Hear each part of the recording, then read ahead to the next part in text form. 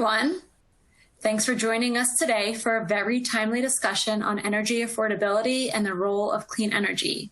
My name is Lauren Ellis, and I lead the local policy program at ACEEE.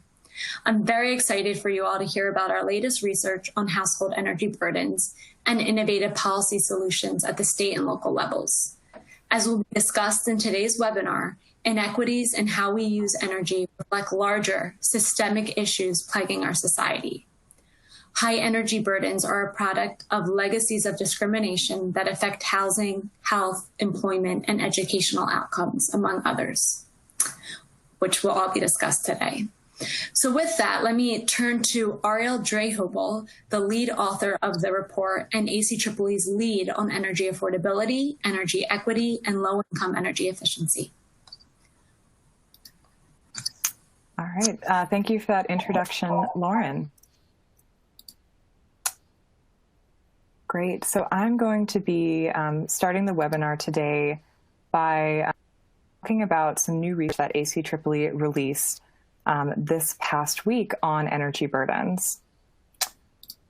Here we are. All right. So last week we released a new report which analyzes energy burdens at the national, regional, and metro level.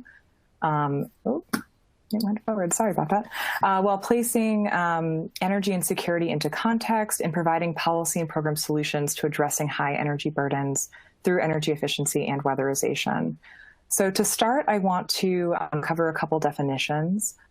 First is for energy insecurity, which is the inability to adequately meet basic housing, heating, cooling, and energy needs over time. An energy burden is one metric to measure this. Energy burden is the percentage of income spent on energy bills. And in our research, we include electricity, natural gas, and other heating fuels to calculate energy burdens. And we define a high burden as above 6% and a severe burden as above 10%. I also want to note that for this research that I'm going to cover, we use the most recent Census Bureau data from the American Housing Survey to make these calculations, which is from 2017 household level data. So I just want to recognize upfront that the current energy insecurity picture is likely much worse than what we found due to the economic impacts of the COVID-19 pandemic. All right, so for this short presentation, I want to start by focusing on some of the most important findings that we identified in this new research report. First, we saw that low-income, Black, Hispanic, Native American, older adult households and renters all experience disproportionately high energy burdens. This means that they pay much more of their income for their energy bills than similar households. We also found that these disproportionately high burdens are a universal issue. We saw these disparities at the national and regional levels and also across all 25 metro areas in the study.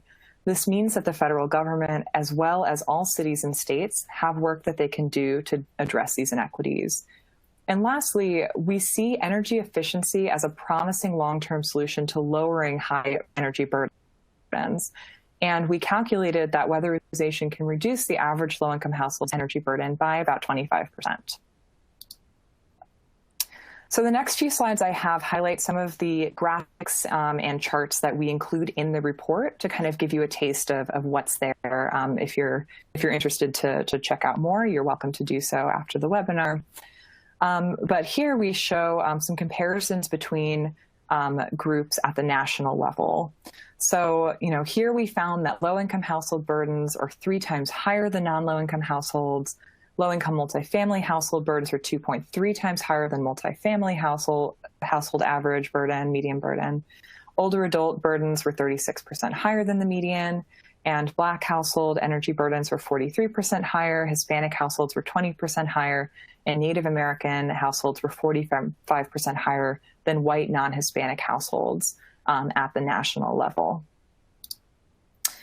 This graph here shows energy burdens nationally by different subgroups based on income, race and ethnicity, age, and housing type, all compared to the median. And you can see a lot of the disparities that I highlighted on the previous slide kind of laid out here, in combination all in one place. Here we have energy burdens regionally for the median household and median low-income household in each region. And you can see that in every region, the low-income median is at least twice the median household burden. And so for those of you who live in cities that were not included in this study, the regional burdens can offer some data points to highlight energy burdens more locally than the national burdens provide. So just wanted to highlight that as well. And then moving on to a few other graphs and images just to explain how we've presented the data. This chart here shows low-income energy burdens in metro areas, including both the median and upper quartile energy burdens, to show the range of burdens experienced by low-income households. So on the left here, we have median energy burdens in each metro area, which is the burden percentage number at which half of households are above and half are below that value. And to the right, we have the upper quartile burden, which is the value at which a quarter of households have a burden above that value. So for example, looking at this data, you can see that in Baltimore metro area, half of the low-income households have an energy burden above 10.5%, which is much above that affordable 6% level, and a quarter have burdens above 21.7%, which is 3 times or more above the level. So looking at the upper quartile burden, that 25% of household burden helps to show that many households experience burdens that are far above just the median. And then here, I also want to highlight some other data that we include in the report on high and severe energy burdens. So we, again, define high as 6% or above 6% and severe as above 10%. And in the report, we include graphs at the national, regional, and metro level showing what percentage of households have a higher severe burden. And this graph here is focusing on the metro areas in the study. So reading this graph, for example, you can see that in Philadelphia, we found that 26% of all households, or about 609,000, have a high energy burden, meaning they're paying more than 6% of income on energy bills, and 14% of households, or about 332,000, have a severe burden. Similarly, in New York City, we found that 25% of all households, or 1.9 million, have a high energy burden, and 15%, or 1.1 million, have a severe burden. And I want to highlight just one more time that the pandemic and recession are likely leading to much higher numbers of households experiencing high and severe energy burdens and different forms of energy insecurity. And I think that the findings of this research, such as which groups have the highest burdens or disproportionately high burdens, are important to take into account for policymaking and program development right now, as we expect energy insecurity to continue to grow moving into the future. And let's see. So lastly, in the report, I want to highlight again that we see energy efficiency for low-income households in particular as a key strategy to reducing high energy burdens and creating a more equitable energy system. We've seen that low-income households, they tend to live in older, less efficient buildings with older appliances and heating and cooling equipment, due to many systemic reasons, and weatherization can really help to address some of this disparity. So in the report, we highlight 3 different policy types that can help to advance low-income weatherization in more equitable and inclusive ways. The first is designing to meet the needs of highly burdened communities. So through this research, I in particular was excited to see that, more cities and states are setting goals and creating programs to lower high energy burdens, especially for those with the highest burdens, those groups that are disproportionately burdened. But even so, there's still, a lot of work that cities and states can do to ensure better accountability and more equitable outcomes from these policies, programs, and strategies. The second pillar is focusing on federal, state, and local governments' need to ramp up investment in low-income housing retrofits, efficiency weatherization, to ensure that those resources are meeting the overwhelming need. One promising strategy we've seen is the integration of energy, health, and housing funding and resources to ensure that funds and programs with similar goals of improving home health, efficiency, and comfort are leveraged together to achieve the best outcomes.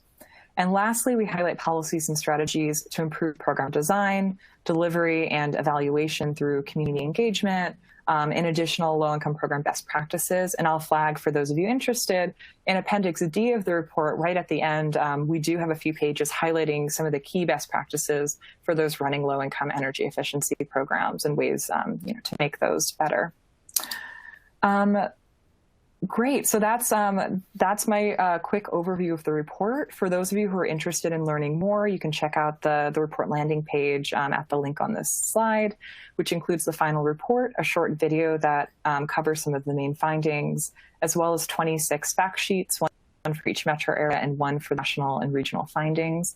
And I appreciate your time, and I look forward to answering questions after we hear from the rest of the presenters. Great, thanks, Ariel. Two quick clarifying questions that came in while you're speaking. Do you mind just sharing a little bit more about the American Housing survey that you used, the public file versus the microdata, and why you are referring to 6% as an energy burden threshold and 10%? Sure. I'll start with, so the American Housing Survey is one that is conducted by the Census Bureau every other year, and they collect a national sample of households, and they collect a lot of information about housing, which includes demographics. It includes energy bills and income, which are the factors we use to calculate burdens and to look at different groups. Every other year, they look at a subset of cities. I think there's 15 cities they look at every 2 years, and then 10 cities that rotate every other year.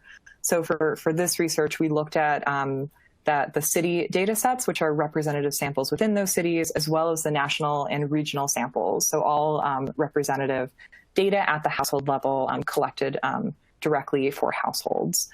And then the 6% and 10% thresholds. So the 6% threshold, many researchers in this space have decided to use 6% as an affordable level. And that number is based on the assumption that an affordable housing cost should be about 30% of income, which is pretty standard in the affordable housing sector.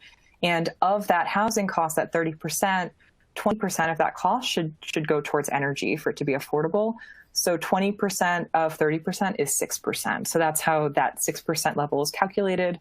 And then the 10% level, comes. Other researchers have used that level as one that's showing, even above that high threshold, and the high burden tends to be about twice what the median is. We found 3.1% was the median. Great, thanks, Ariel. Yep. So let's turn to Daphne Rose Sanchez now, who will broadly discuss systemic inequities in the sector and that kind of give way to the disproportionate energy burdens that Ariel has laid out. Daphne is a New York native who has been passionately working as an energy equity advocate. Daphne founded KINETIC Communities in 2017 when she saw the representation gap in the energy sector and knew something had to be done. KINETIC Communities is a New York certified social enterprise benefit corporation which advocates and implements strategic energy equity market transformations for diverse New York communities. Daphne, do you want to take it away?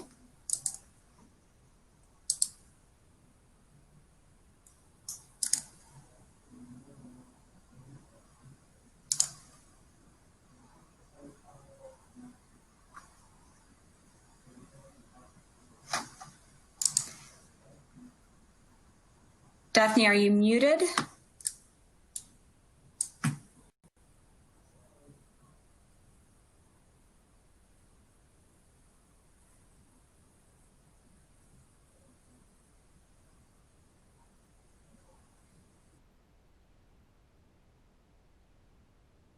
Can you hear me? Yep, now we can. Great. All right. Hi, everyone. Daphne Rose Sanchez, Executive Director of KINETIC Communities, go by the pronoun she, her. Very excited to be here with you all. I want to thank ACEEE for your energy burden paper. It is something that, as I've read it, being a fourth generation low-income New Yorker here, born and raised in public housing and having family in Section 8, It is very real, the concern about energy burden. We don't talk about it as energy burden. We just talk about it as which bill we have to pay in order to make ends meet. So I'm going to talk to you a little bit about the systemic equities in the energy sector and understanding the intersectionality of other structural racist practices has as an influence in energy efficiency and the opportunity to pay for energy. So there is a strong intersection in systemic challenges within housing, education, income, and environmental justice. They are not exclusive from one another, but it's actually intentional issues that have been put upon Black, Indigenous people of color. A lot of these injustices stem from policies and practices that have been rooted within the country's origin 400 years ago. In the context of New York City, energy burden can first be realized in the conversation of redlining in the 1930s, when the federal government decided to create an organization called the Homeowners Loan Corporation to create mortgages to provide low interest loans for individuals to purchase their first house. But what happened at that time is that those loans are only catered to specific communities and explicitly would label communities as detrimental if they had Blacks or Puerto Ricans living there. And in New York City, that was a good chunk of the Bronx. It was a good chunk of Brooklyn. It was a good chunk of most of Brooklyn and pieces of Manhattan. Those areas were considered hazardous areas and considered detrimental for investment. So what happens with that information disseminated by federal government and enacted on by the real estate market? Well, you have Black and brown communities not being able to purchase homes, and they're in buildings that are not being well invested in and well maintained. We fast forward into the economic recessions that were happening in the 70s and the 2009 as well. There is continuously disinvestment in these communities, and these buildings are not being properly maintained because of that disinvestment. There's a disinvestment on the actual buildings, and there's also disinvestment in the labor market, and there's a disinvestment in education. So not only do we not have the money to fix the buildings, but we don't have the proper tools and resources to know how to do it on our own. The reason why this is all critical in our action moving forward in climate justice and understanding the solutions of energy burden is understanding how does economics and housing and energy efficiency all interplay in a low-income homeowner's life, and how that value of energy efficiency programming and energy efficiency design moving forward has to be inclusive and mindful of their experiences. One of the things that I was very kind of affected in the report that ACEEE wrote on energy burden was the decision of a mother. If they are concerned because of their energy burden, they may have to choose between paying their energy bill and paying for food. And that concern was exacerbated with the issue of her having children. And if she could not pay for her food, then she can have her children taken away by city government or federal government. So understanding kind of the ramifications of good energy policy and good energy programming to support non-energy benefits in the built environment is very essential moving forward.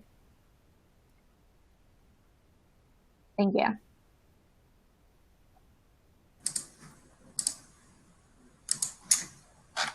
Thanks, Daphne. Next, we have Elan Abramson, who will discuss work being done in Philly to improve energy affordability through clean energy investments. Elan is the program manager at the Philadelphia Energy Authority, where he manages their multifamily affordable housing efficiency program, and is developing a new initiative, Built to Last, that will deliver holistic home improvements to low-income homeowners by layering together existing home improvement, health, and energy efficiency programs.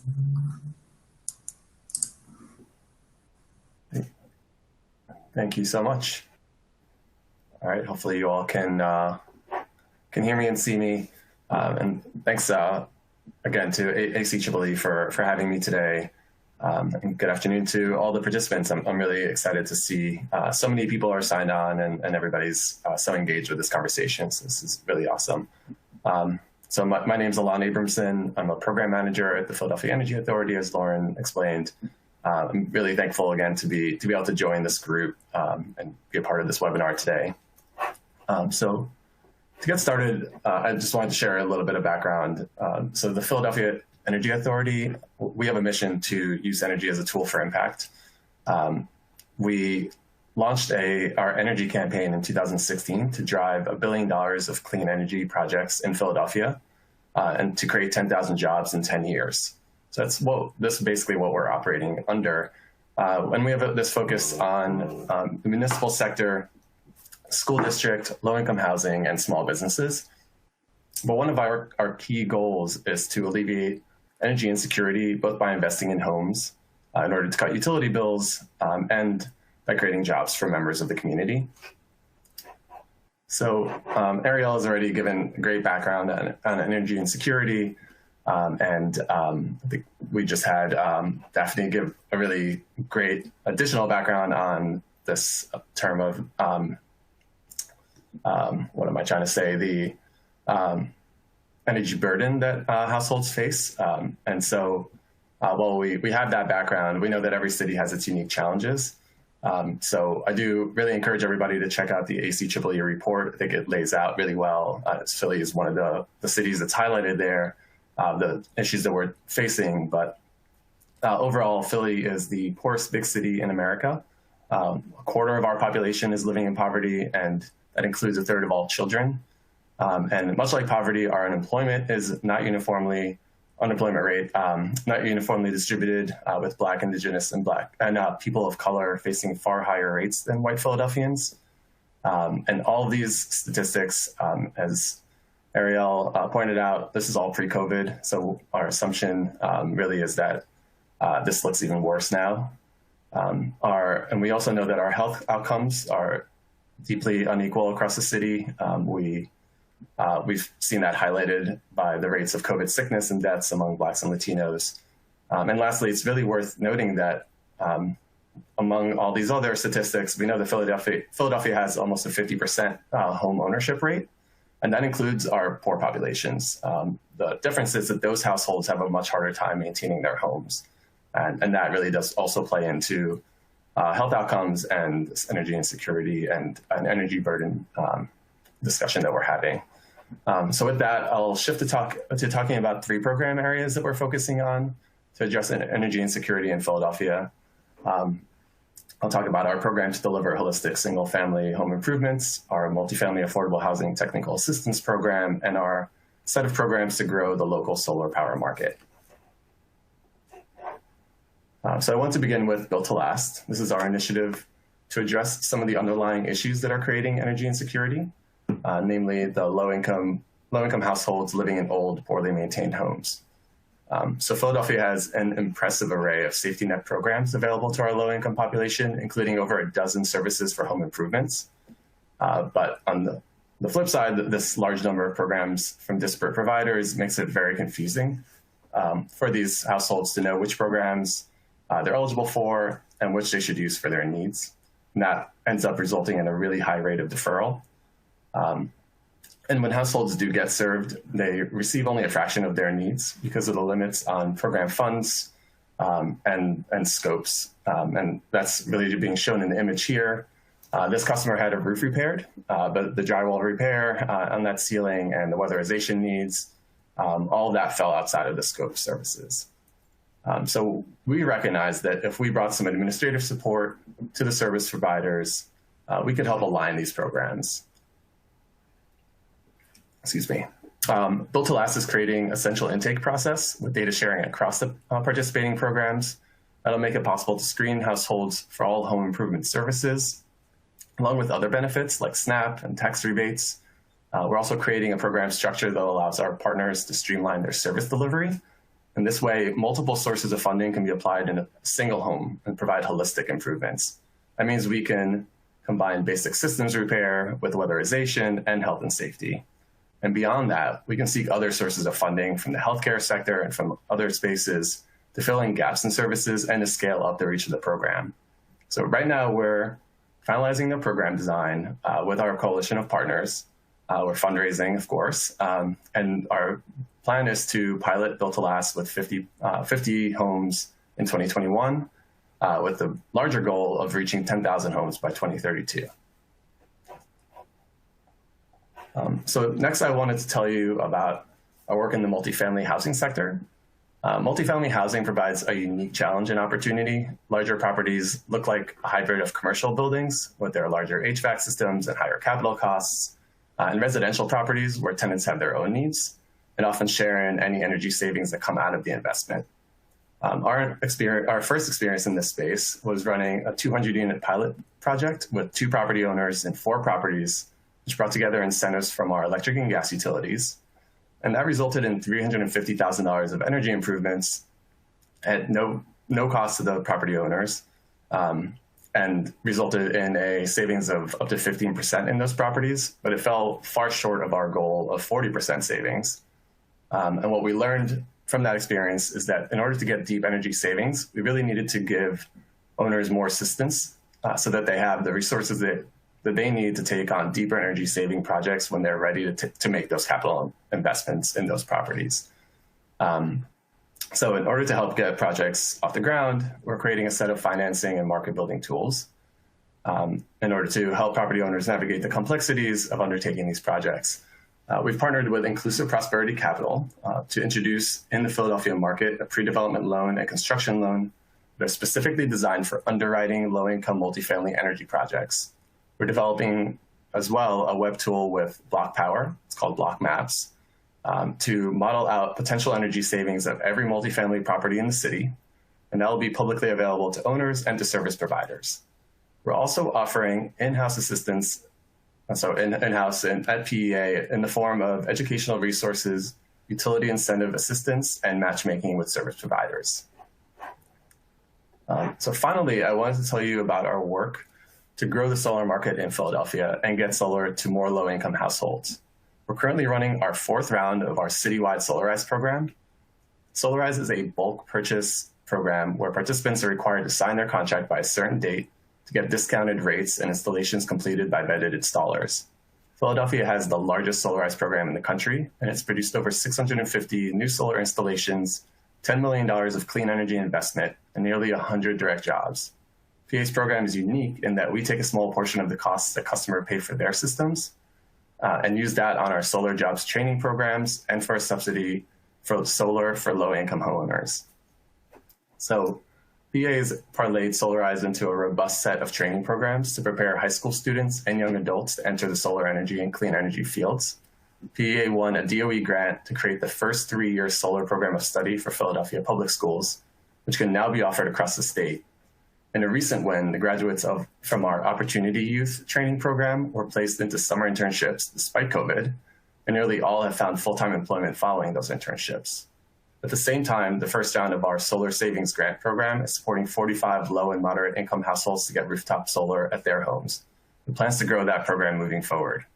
This grant program is made possible with Pennsylvania Housing Financing Agency funds, the subsidy that comes from our Solarize program, and low-interest capital from a local community organization that opted to use a $100,000 fund as a revolving loan instead of a grant as a more sustainable vehicle for green investment.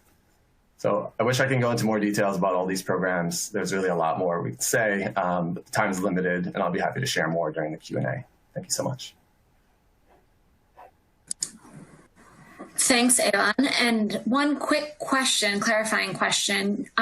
Someone had asked if you know off the top of your head what the deferral rate for weatherization is in Philly, or in some type of estimate of how many houses can't go through with retrofits because of other safety and health issues and issues. Yeah, I do. It's actually 50%. I think it's actually a bit over 50%. Of all the folks that are eligible for weatherization that end up being deferred. Wow, that's high.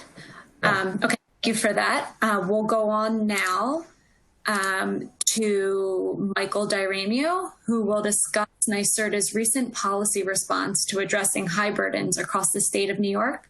Michael co-directs strategy, policy, and engagement related to low-income and disadvantaged communities at the New York State Energy Research and Development Authority, NYSERDA, in support of energy justice and affordable clean energy solutions for all New Yorkers. Prior to joining NYSERDA, Michael worked as a manager at the U.S. Department of Energy, Office of Energy Efficiency and Renewable Energy, focused on clean energy solutions for low-income communities. Thank you, Lauren. Good to be with you all today. So I'm here today to talk with you more about what we have underway in New York to address energy burden for low-income and moderate-income residents and other disadvantaged communities in New York. But first, I want to acknowledge that I am not currently low-income. Also, as a white male, now I'm mindful of my own biases and the work I need to do, and to help others to do, especially those that look more like me, to understand the inequities that need to be overcome to achieve a just and equitable energy system for everybody. And so with that in mind, that really centers my work. And what really excites me and brought me to the work in New York, really to center planning on those that have been marginalized and that stand the most to gain from investments being planned in the state. So I think we need to,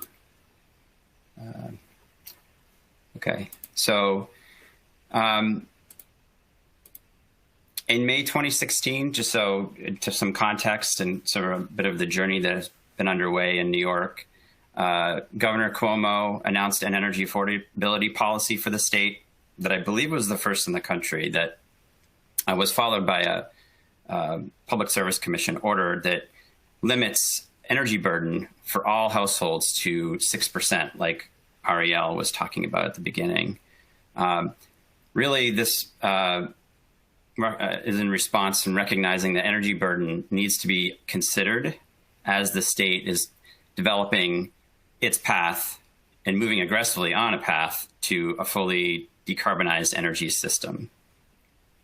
So this serves as a backstop for ensuring all households can afford their energy bills as these investments are being made and as we transition off of the current fossil fuel-based system that we're on right now.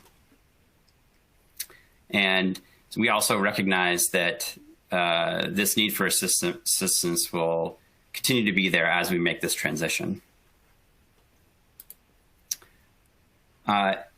More recently, actually over the course of the past 2 years, the state has been working to put a plan together to dramatically scale up investment in energy efficiency for low-income and moderate-income communities. Specifically, the new Efficiency New York order out of our Public Service Commission began in late 2018, but has resulted more recently as of a filing as of this July, which has yet to be approved, but anticipating that shortly, that aims to double the number of low-income and moderate-income households receiving energy efficiency services from the state and the utilities in the state. It includes investment in energy efficiency, as well as local community capacity building, a significant increase in local community engagement and capacity building, as well as investment in affordable multifamily financing. It also includes investment in beneficial electrification by way of heat pumps for the LMI residential sector.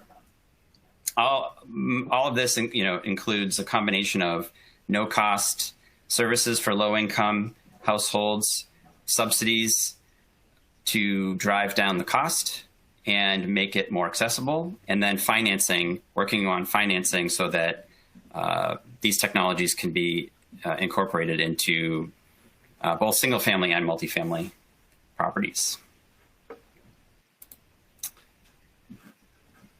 And so in addition to major dramatic increase in investment in energy efficiency in New York, when it comes to energy burden, we recognize, as I mentioned right at the start, that there's a lot more work that needs to be done to really understand the communities that we're looking to serve.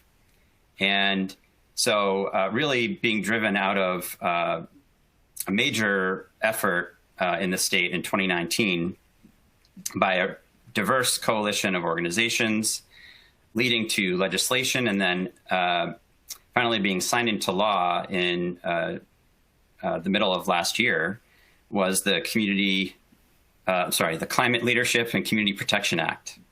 And so, this, is among the most aggressive policies moving towards a carbon neutral economy in the country. It, in addition to codifying clean energy targets, it also mandates the creation of a Climate Action Council and the creation of a Climate Justice Working Group, specifically focused on determining how disadvantaged communities is defined and how we're measuring progress in ensuring that equity of access to benefits to disadvantaged communities, to all communities. So specifically, the Act calls out ensuring that 40%, a goal of 40% of the benefits of clean energy and energy efficiency programs, projects, and investments go to disadvantaged communities, including low-income communities, communities of color, environmental justice communities, et cetera. So this really recognizes the this is really in response, I think, to a lot of what ACEEE report calls out, that we need to be doing a better job ensuring that the benefits are being accessed across the communities that people live in. So this act here really lays the foundation for the work the state is moving on right now. We're in the process right now of identifying those gaps and looking at how we can ensure all communities really do benefit from the major investments that are being planned right now and that will be planned in the future. We're also currently looking at redesigning our community engagement, something Ariel mentioned as a best practice, to ensure equity and access to programs and benefits, moving from a model of program design and out to the community to one much more about collaboration and co-design with communities. A final piece of the puzzle, if we've talked about energy assistance, we've talked about energy efficiency and ensuring equitable communities in New York. The other piece that we've really been hard at work at and underway for several years now, and continuing to evolve it, is really looking at how solar energy is part of this equation of reducing energy burden. And in New York, that's our New York Sun team at NYSERDA that operates the state solar programs, starting most significantly last year with the Solar for All pilot. More recently, had an order from the Public Service Commission that dramatically scales investment in solar for low and moderate income communities to help further the state's equity goals coming out of the CLCPAI, including further reducing the energy burden at no cost for low income and moderate income households. That includes support for homeowners, but also a big push towards community solar, making that accessible, as well as affordable housing, incorporating solar into affordable housing. And with that, I think turn it back.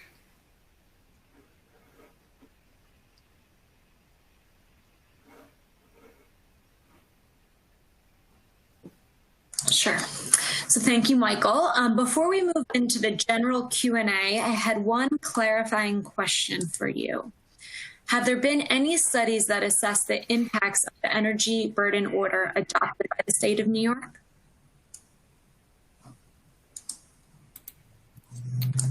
It was a bit choppy there. Could you just repeat that one more time, Lauren? Sure. Sorry about that. Have there been any studies that assess the impacts of the energy burden order adopted by the state of New York? Yeah, so I would say at this point, and as somebody relatively new to this state, I'm not aware currently of specifically on that order what the impacts have been. I can say that broadly that order has really created that blanket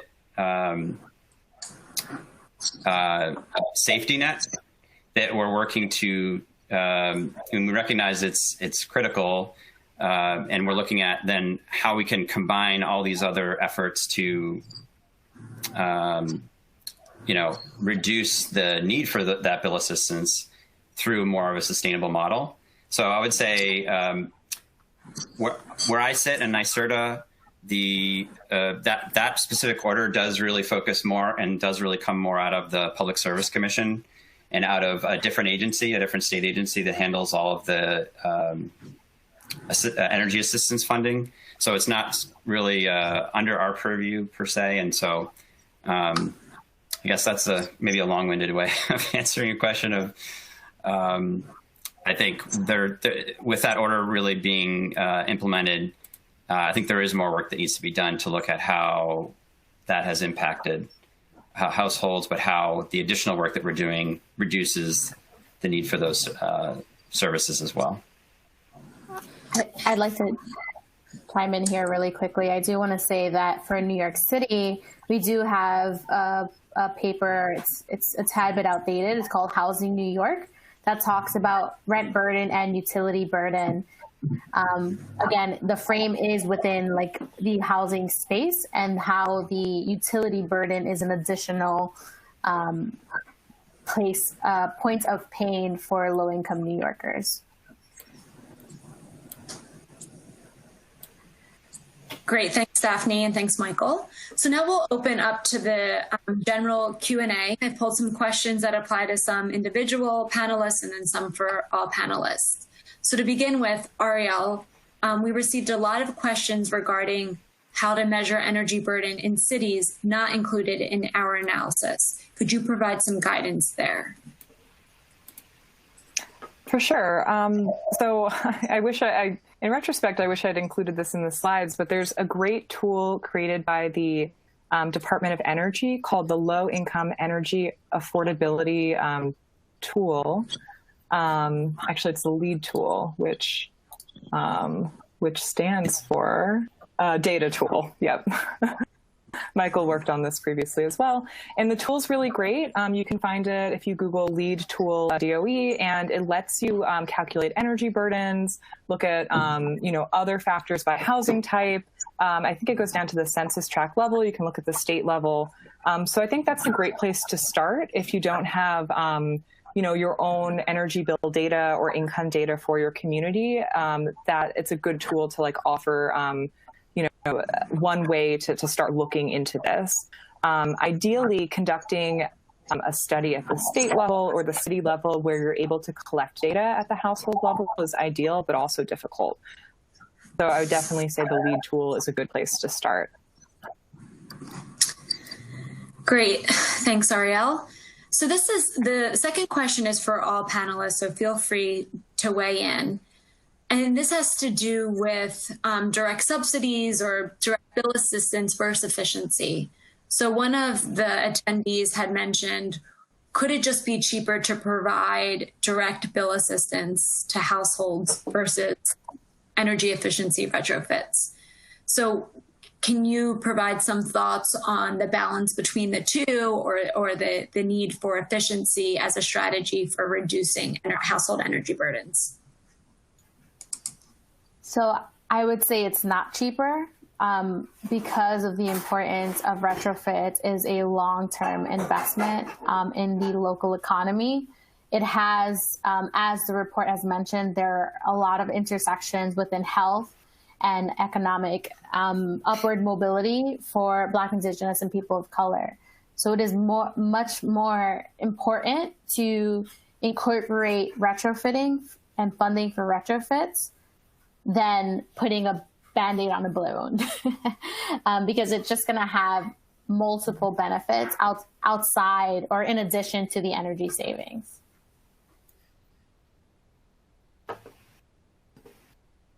And I'd love to add on to that. And so in Philadelphia, we do have, cap rate programs, and they are newly, as of a few months ago, or I guess pre-COVID, no sense of time anymore, but they are now capped at a maximum of 7% of utility spend, basically capping that energy burden to 7% of income. However, that's still a lot of money, and it is us ratepayers that are paying for that difference, right? So I think how I would address that is that cap rate programs are definitely a tool that we need to employ in the short term, but we also need to be making investments, from the utilities and from other sources to reduce the overall costs. And this is basically just energy waste, and as Daphne said, that by employing energy efficiency, clean energy programs, we're creating jobs, and we're kind of creating these longer term solutions instead of just Band-Aids. Yeah, I would echo that. I think, I think there's recognition that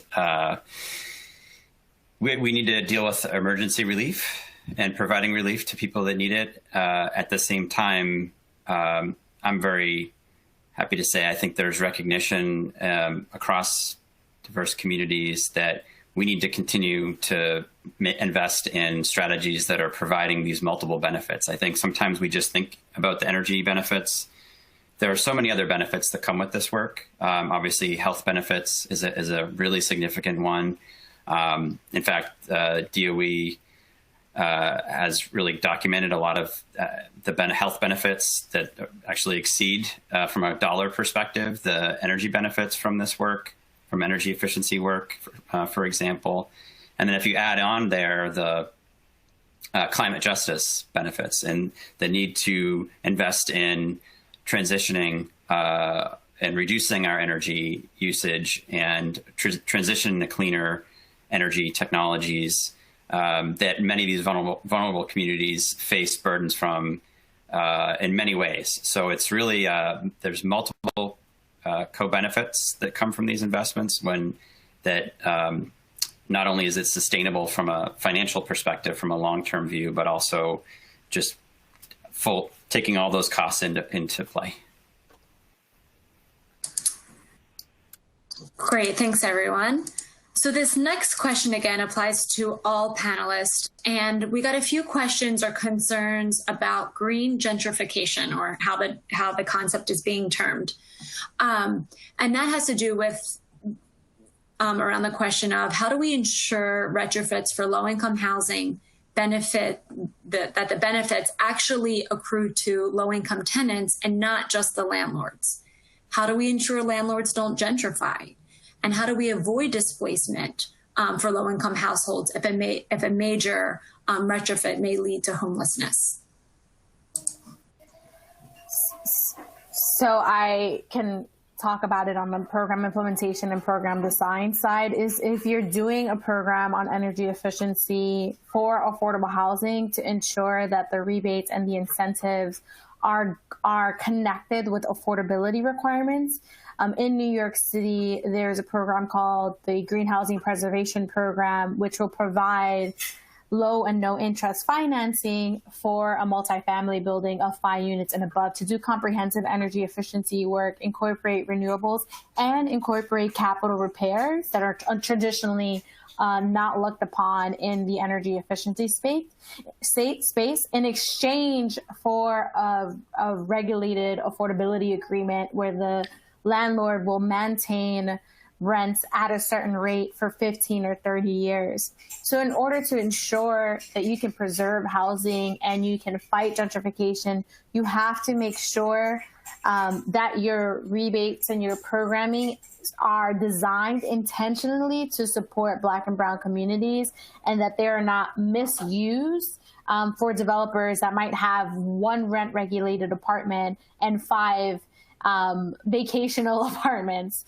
and getting that documentation to show you that, yes, these apartments will stay affordable yes, these apartments will not be displacing people that are already in that community that have stuck with that building when it was in its worst shape. They will benefit when the building is in a better shape.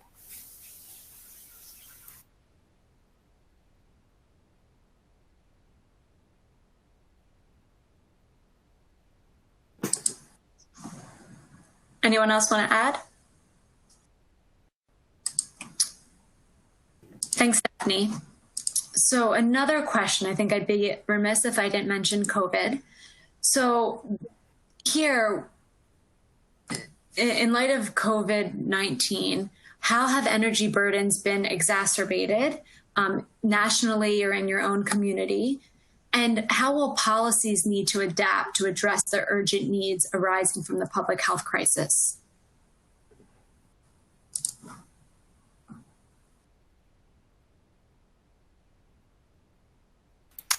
Sure, I can jump in with some thoughts on this.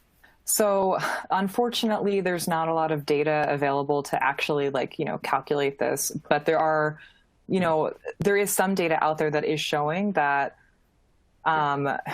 recession, people have lost jobs, people have lower income. Something I'm particularly concerned about right now is that a lot of states have put energy bill moratoriums in place so that households are not getting shut off during the public health crisis of the pandemic. But we're seeing now that a lot of states are beginning to lift those moratoriums. So for many households that have been able to maintain, electricity because they weren't being shut off right now, those protections are lifting. So I think we are going to see more people who are going to experience, loss of energy. And it's really worrisome to me. I think some states are beginning to put policies in place to find ways to support households right now in terms of how to afford their energy. And I think, looking in the long term, we're seeing that energy insecurity and high energy burdens are a massive issue nationally, and something that, policies can work to address more holistically, looking at, not only increasing funding, but making sure that funding is reaching those who need it most or who have been historically excluded most due to systemic policies that have led to that exclusion, as well as making sure that those same communities are involved in the process. So needless to say, I think things are getting worse for many, and right now is the time to focus on policies to address that immediate need while also looking to the long term. And from a New York City perspective, there has been research that came out stating that Latinx and African Americans are more likely to lose income as a result of the crisis more than white Americans. And since late March, almost 2/3 of the job loss due to the pandemic were held by workers earning less than $40,000 a year. So if these workers are already energy burdened in a pre-COVID society, I cannot imagine what the data is going to look like moving forward with their energy burden in the future, and the ramifications to their health, the ramifications to their children's ability to learn, ramifications for their ability to feel mentally stable moving forward.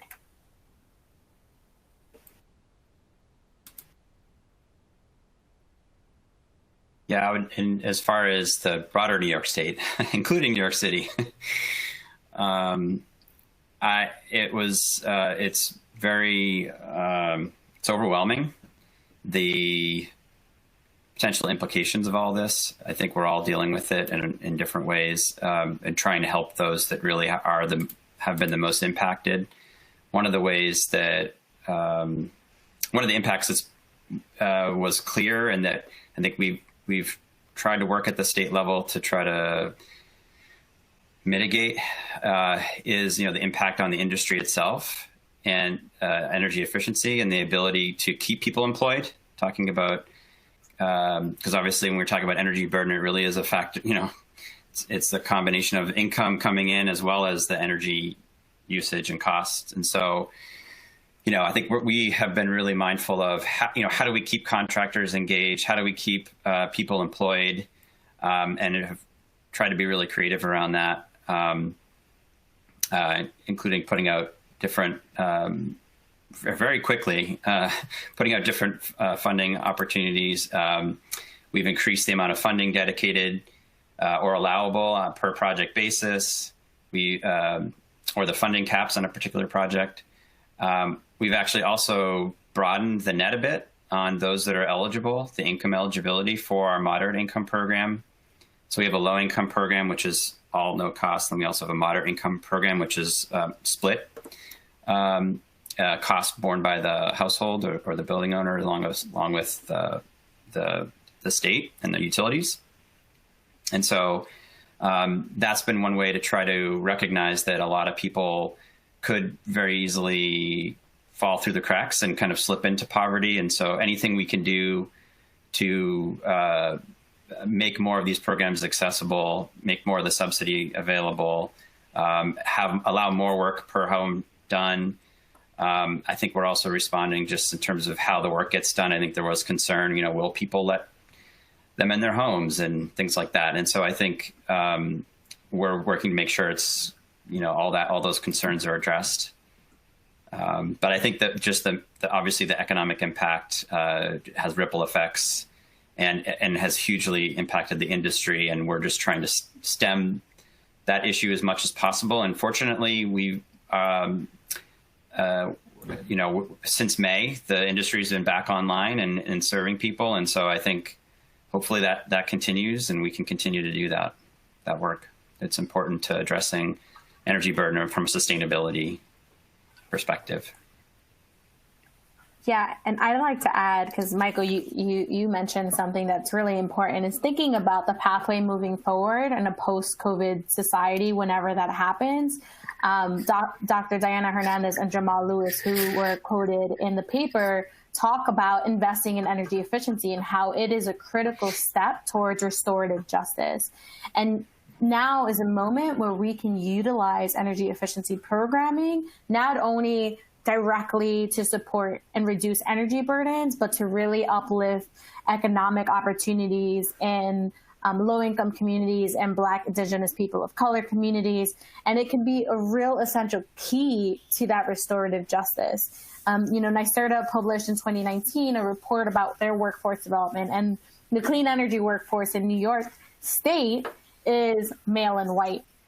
So how can we utilize this opportunity to change that dynamics? How do we utilize it to support these low-income and Black, Indigenous, people of color communities to not only receive a benefit of energy efficiency programming and retrofit, but actively participate in that solution and take ownership of it as well?